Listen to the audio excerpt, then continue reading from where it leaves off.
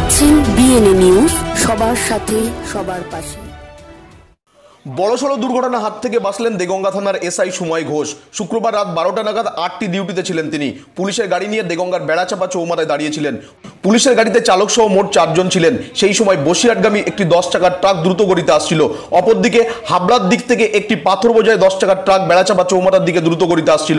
হঠাৎ দুটি ট্রাক মুখোমুখি সংঘর্ষ করে পুলিশের গাড়িতে গিয়ে ধাক্কা মারে। এই পরিস্থিতি দেখে পুলিশের গাড়ি থেকে এসআই সুময় ঘোষ সহ গাড়ির চালক সহ কনস্টেবলরা তড়িঘড়ি গাড়ি থেকে লাফ দিয়ে নেমে পড়ে। পুলিশের গাড়িটি ল্যাম্পপোস্টের সঙ্গে পিষ্ট হয়ে যায়। এই ঘটনা ঘটার সময় দুটি ট্রাক থেকে চালক ও খালাসি ঘটনাস্থল থেকে পালিয়ে যায়। ঘটনার জেরে টাকি রোড অবরুদ্ধ হয়ে পড়ে। প্রায় 3 ঘন্টা টাকি রোডে যান চলাচল বন্ধ হয়ে যায়। পরে খবর পেয়ে দোলতলা থেকে ক্রেন এসে গাড়িগুলিকে টেনে থানায় নিয়ে যায়। ঘটনা তদন্ত শুরু করেছে দেগঙ্গা থানার পুলিশ।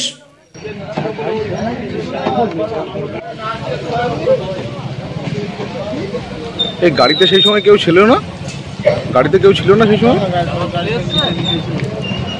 আমার সবসময় ফার্স্ট সার্ভিস।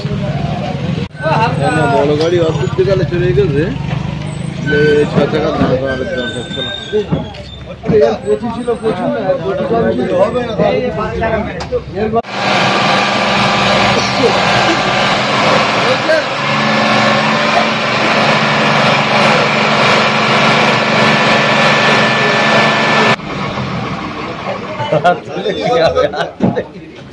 আমার বন্ধু ছবি তুলবে এবার নিচে লাগিয়ে নিচে পচা বেশি গেছে।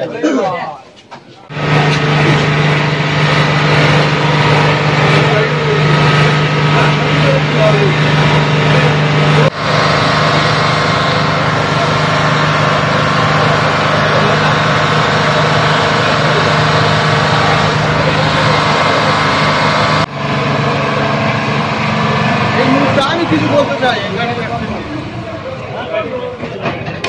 কি করে খবর পেলে না বন্ধু?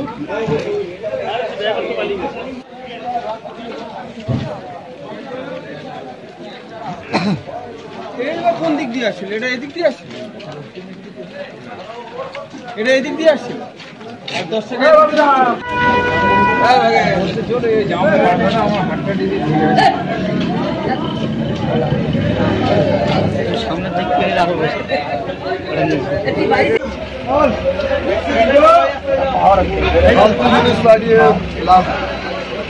দেখবে আরো গাড়ি রক্ত, এটা রক্ত না।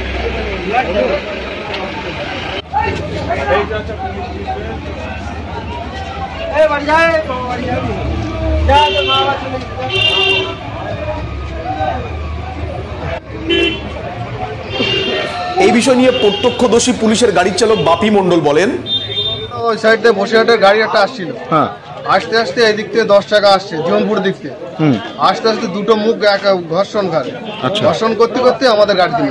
আপনার গাড়িতে তখন বসেছিলেন? বসেছিলাম 4 জন। অফিসার কে ছিলেন? অফিসার সুময় বাবু। আচ্ছা আচ্ছা আচ্ছা, মানে আহত কেউ হয়নি বলছো?